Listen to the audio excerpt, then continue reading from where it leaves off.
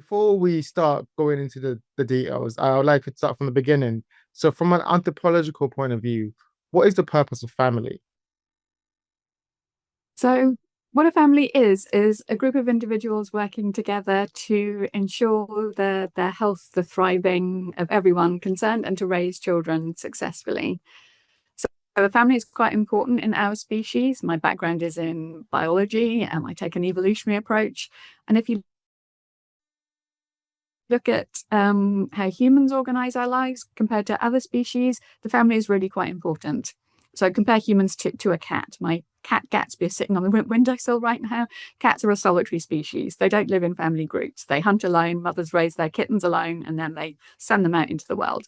Humans are really different. We raise children in cooperative groups. So we have the father's involvement is really important in humans, but also grandparental involvement is really important for raising kids, as well as other family members and other group members as well. We rely a lot more on the family in humans than many other species. It's really important for us.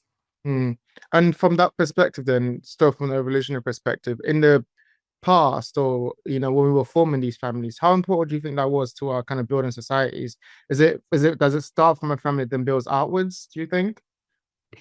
Absolutely. So, family relationships allow us to develop skills in cooperation, in cooperating with one another. We can't really build complex societies. All of the achievements that humans have achieved really come back to us being a cooperative species. We interact with a lot with each other. We learn from each other. This is really important. Yeah, cats again, they can't create complex societies because they're not interacting with one another. They don't have those skills. Um, and families are where we learn those skills. So yeah, it's really important to the way we are as a species. And how do you think it has changed over time? The idea of families. I know we've now got very different forms of family. We have the nuclear family, extending the communal. Talk to me about the evolution of the structures of families over time. So first thing to say is that the family is quite flexible in our species. If you look throughout history and across different societies now, the way people organize their family life can be quite different. We always have these family relationships, but who those relationships are with varies a bit. Um, for example, in some families, it's the father's relationships that are really, or relations, the father family members that are really important. Those are called patrilineal societies. In other societies, it's the mother's relations who have really close relationships with, for example, children. Those are matrilineal societies. Um, we also have different marital forms. We have different marriages. Throughout most of human history, polygyny has been allowed in most society. That means a man can have more than one wife. But there are some societies which are polyandrous, where a woman can have more than one husband. And in fact, most human marriage relationships have been monogamous, although those polygamous relationships are typically allowed in most societies. They tend to be relatively rare. Most families are based on a monogamous marriage, but there is some variation in what the family looks like across time and between contemporary societies. Having said that, there has definitely been a shift over time towards a more nuclear family form. So if you look at hunter-gatherers, you do have marriage between husbands and wives, but typically many other family members and group members are involved in raising children and hunting together, socializing together. We now tend to live in more nuclear families. There's even a belief that the male breadwinner nuclear family is the traditional family form. So this is completely false. The male breadwinner nuclear family is actually a relatively novel invention in human history, probably associated with the Industrial Revolution. Um, and even today, I don't think the male breadwinner nuclear family form is actually a family form that many families adopt, because we still have a lot of childcare, for example, from grandparents. Grandparents are typically very heavily involved in raising kids. Also, we have formal childcare, schools, all of these other sources of help for families to raise children. So there has been that shift from more from larger families, extended families, to nuclear families. But I think there's been a lot of that is a cultural shift in our belief about what a family looks like rather than reality itself.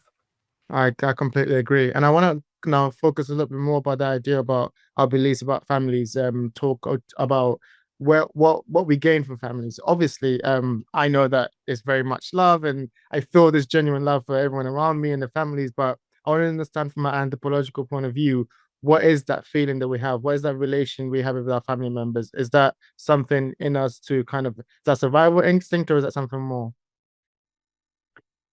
So I think those feelings, I mean, you can answer it on what sometimes called a proximate level. So that is the sort of immediate mechanism that causes that feeling. And it's probably to do with being raised by all these people. You're very familiar with them. You know, they cared for you as a child. Um, so the sort of proximate answer to that, the immediate reason why we feel those relationships is how we've grown up, that we're surrounded by these people. But to take a step back, I would also think we probably have the capacity for those feelings of love because we are a cooperative species. We have to get on with other people because that's the way we organize our lives. We are most successful when we're cooperating with other people. Um, Again, compare cats. So I actually have two cats and they're sisters, and they used to like each other when they were little kittens. Now they really don't like each other at all. I am not sure there's very much love between them. And that might be because cats are simply not cooperative species. You know, it when they're out there in the wild, they're hunting alone. They don't need their sister around there to help them hunt. They're perfectly capable of doing it themselves. In humans, that's not the case. In hunter-gatherer societies, we're much more successful if we hunt in teams, if we gather in teams. And ultimately, it's been a much more successful strategy for us as a species. That's so fascinating. That is so fascinating. That yeah, that because of our social aspects of it, it's even fun. It's even understanding which comes first. Actually, the fact that because we're raised as a social in and amongst our communal family, we kind of grow up to be more social. Also, when we become adults. The next question I had was if there's any difference in kind of cultures when it comes to how families kind of interact with each other. Um, is there other universal patterns across cultures when it comes to how families kind of are made up and relate to each other?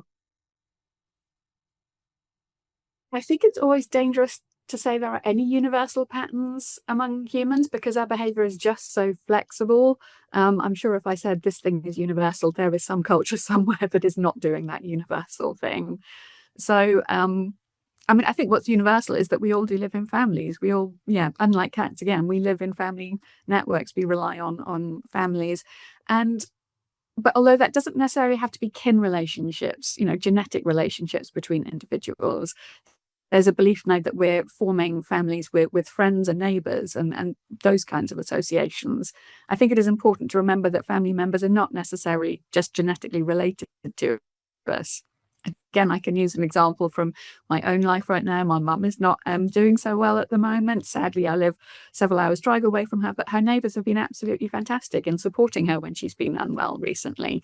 You know, not genetic relationships, but they have really gone, you know, above and beyond to help out my family, which is so kind and generous of them. I definitely agree, and I think for my culture, speaking for myself, that's something I've noticed too. Growing up, there's very much an extended family who might sometimes are not related by blood. It's just friends of families who really been there for us through difficulties and everything. We've been there for them, and I think that kind of that community, is the phrase. It takes a village to raise a child, and I think that's very much true in cultures. The reason for my question was more to talk about the differences that we notice in kind of the family structures. So, for example, if I would speak from my culture, there is a very much a matriarchy, where at the top is the grandmother, and then the mother that can then kind of respects to towards that kind of like structure.